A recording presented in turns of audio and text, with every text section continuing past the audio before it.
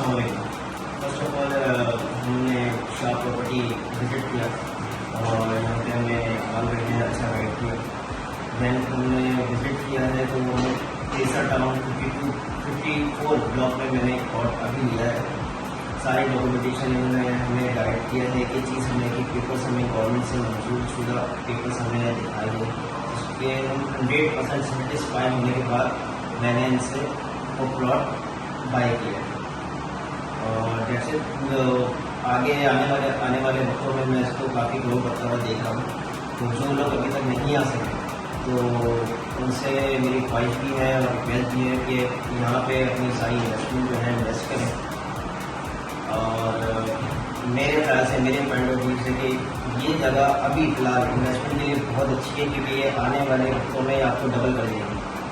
तो सबको मेरे तरफ से ये कर रहा हूँ कि आएँ यहाँ पे इन्वेस्ट करें, जगह विज़िट करें।